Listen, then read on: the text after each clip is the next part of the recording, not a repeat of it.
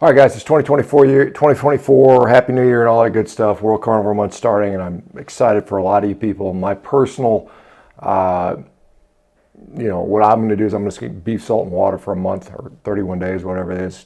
Dropping eggs and dairy and things that I let creep in throughout the year. But this is important that I want you to understand that it's 2024. We are at war in a way for a number of things. And there are many fronts that the war is fought on. And one of those wars has to do with nutrition, and particularly the science of nutrition. And I want to, like I said, over the years, some of you guys have followed my channel have known that, I've tried to provide education, sometimes entertainment, sometimes inspiration. Some people watch for various reasons. Some vegans watch to see if I'm going to die or something like that, or try to find something to make fun of, perhaps. But irrespective of that, as much as I try to put out content to hopefully benefit people, sometimes I have to turn around and get help from you guys. And I've mentioned this before, and I'll continue to do this throughout the year. This is going to be, like I said, it's a fight. It's a fight for, our food, our nutrition, where some people would like to take us and where other people would rather we stay or go. As you guys know, there is a huge corporate back push to get everyone eating sort of processed, particularly plant food, and to move away from the nutrition that's found in animal foods, in the name of supposedly in the name of health and climate and those types of things. And in reality, it's in the name of profit. I think anybody that understands this knows that to be the truth. And so on the nutritional science front, it's asymmetric warfare right now, right? And I mentioned this before. So one thing that is done when a research team puts together a study, it goes into a journal, and sometimes no one ever reads it.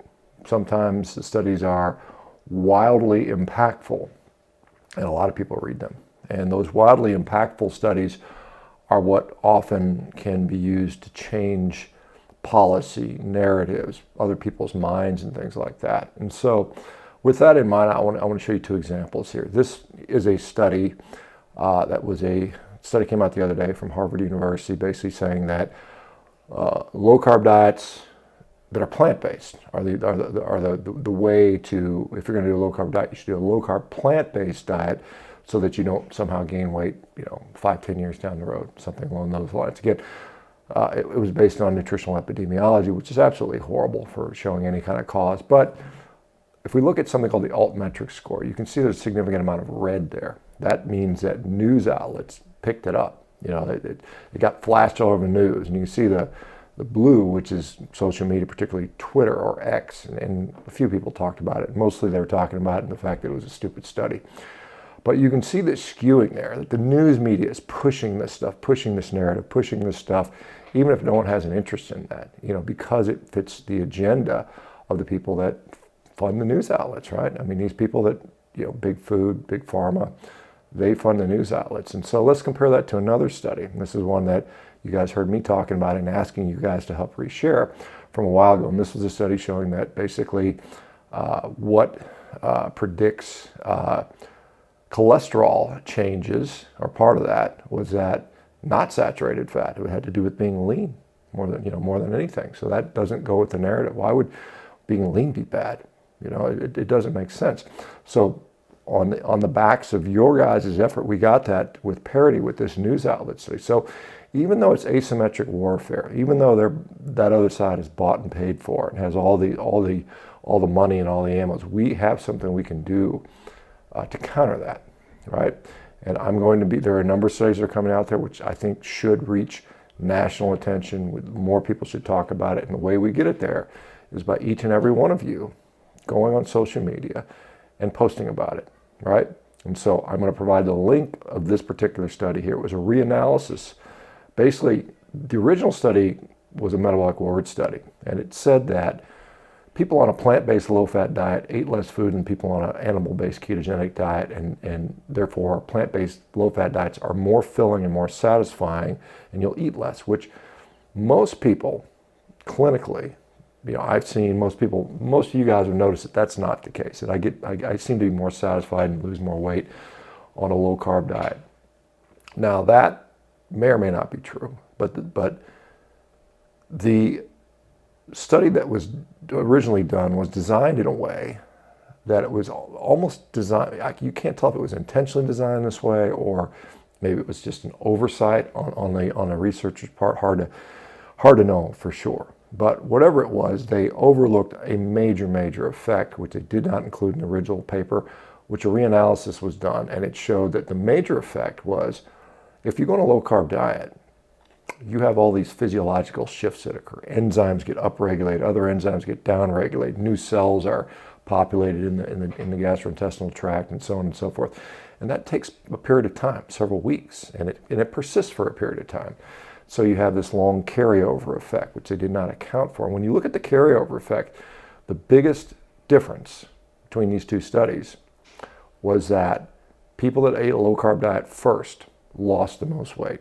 They had the least caloric intake, right? That was the hugest effect. The other difference between low-fat or low-carb were minimal compared to that, right?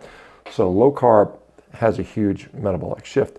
And so this paper, this reanalysis, calls into question the original studies, such to the point that the original study might even need to be retracted because they made such a glaring error, whether intentional or just by accident. It's hard to, like I said, I'm not going to impart sort of someone's intentions without knowing that. But nonetheless, how do we help get this one attention?